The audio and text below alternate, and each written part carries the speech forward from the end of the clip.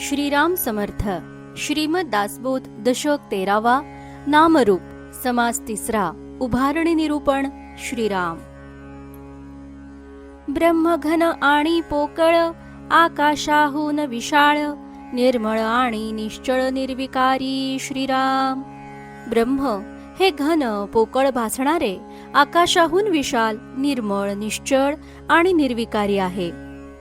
ऐसेची असता कित्येक काळ, तेथे आरंभला भूगोळ, तया भूगोळाचे मूळ सावध ऐका श्रीराम.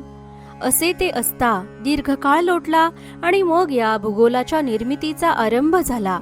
त्या भूगोलाचे मूळ काय आहे ते सावधपणे ऐका. परब्रह्म असता निश्चळ, तेथे संकल्प उठिला चंचळ, तयाच बोलिजे केवळ आदि नारायण श्रीराम. असे ते परब्रह्म निश्चळ असताना तेथे बहुश्याम हा चंचळ संकल्प उठला, त्यालाच केवळ आदि नारायण म्हणतात. मूळ माया जगदेश्वर, त्यासीच म्हणजे षड्गुणेश्वर, अष्टधा प्रकृतीचा विचार तेथे पहा श्रीराम. यालाच मूळ माया जगदीश्वर षड्गुणेश्वर म्हणतात. तेथे अष्टधा प्रकृती कशी उत्पन्न झाली तो विचार आता पहा.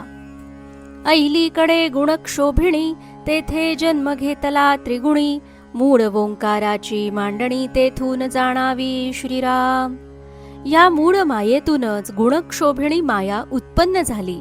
तिच्यापासूनच त्रिगुणांनी जन्म घेतला. मूळ ओंकार तेथूनच उत्पन्न झाला. अकार उकार मकार, तिन्ही मिळून ओंकार, पुढे पंचभूतांचा विस्तार विस्तारला श्रीराम. अकार उकार मकार तिन्ही मिळून ओंकार झाला. यानंतर पंचभूतांचा प्रचंड विस्तार झाला. आकाश म्हणी जेते अंतरात्म्यासी, तयापासून जन्म वायोसी, वायोपासून तेजासी जन्म झाला श्रीराम. अंतरात्म्यालाच आकाश म्हणतात. त्यापासून वायूचा जन्म झाला. वायूपासून तेज उत्पन्न झाले. वायोचा कातरा घसवटे, तेणे उष्णे वन्ही पेटे, सूर्यबिंब ते प्रगटे तये ठाई श्रीराम. वायूमध्ये घर्षण होऊन उष्ण अग्नी प्रकट झाला. त्यातून सूर्यबिंब प्रकट झाले.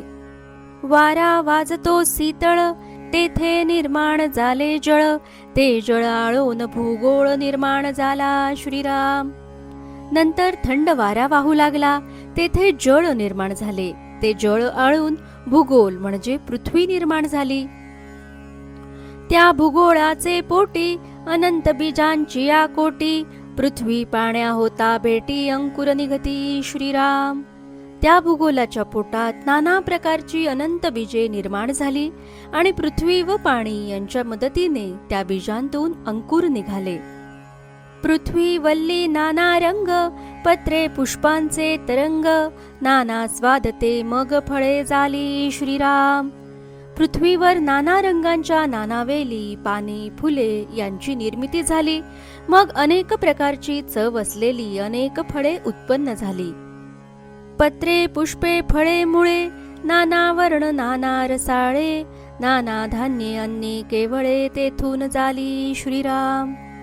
पाने, फुले, फळे, मुळे नाना वर्णाची, नाना प्रकारच्या रसांनी युक्त अशी नाना अन्नधान्ये वगैरे सर्व पृथ्वी व जलाच्या संयोगानेच निर्माण झाली. अन्नापासून झाले रेत, रेतापासून प्राणी निपजत, ऐसी हे रोकडी प्रचित उत्पत्तीची श्रीराम. अन्नापासून वीर्य झाले आणि त्यापासून प्राणी उत्पन्न झाले.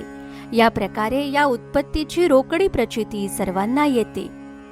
अंडज, जारज, श्वेतज, उद्विज, पृथ्वी पाणी सकळांचे बीज, ऐसे हे नवल चोज सृष्टी रचनेचे श्रीराम. अंडज, जारज, स्वेदज आणि उद्भिज या सर्वांची उत्पत्ती पृथ्वी आणि जलतत्वामुळे झाली. हे या सृष्टी रचनेचे मोठे नवल आहे. चारी खाणी चारी वाणी, 84 लक्ष जीवयोनी, निर्माण झाले लोकतिनी पिंड ब्रह्मांड श्रीराम. 4 खाणी 4 वाणी 84 लक्ष जीवयोनी, तसेच पिंड व ब्रह्मांड, तसेच तिन्ही लोक यांची याप्रमाणे उत्पत्ती झाली. मुळी अष्टधा प्रकृती अवघे पाण्यापासून जन्मती, पाणी नसता मरती सकळ प्राणी. श्रीराम. मूळची ही अष्टधा प्रकृती. सर्व प्राणी पाण्यापासून जन्मतात. पाणी नसेल तर कोणीही जिवंत राहू शकणार नाही. नव्हे अनुमानाचे बोलणे, याचा बरा प्रत्यय घेणे, वेदशास्त्रे पुराणे प्रत्यये घ्यावी. श्रीराम. हे बोलणे अनुमानाचे नाही, याचा प्रत्यक्ष अनुभव घेऊन पहावा. वेद शास्त्र पुराणे ही अनुभवाने जाणून घ्यावीत. जे आपल्या प्रत्यया येना, ते अनुमानिक घ्यावे ना. प्रत्यया वेण सकळ जना, व्यवसाये नाही. श्रीराम. जे आपल्या अनुभवाला येत नसेल अशा काल्पनिक गोष्टींचा कधी स्वीकार करू नये. अनुभवाशिवाय सर्व लोकांना प्रपंचात अथवा परमार्थातही दुसरा आधार नाही. व्यवसाये प्रवृत्ती निवृत्ती, दोहींकडे पाहिजे प्रचिती.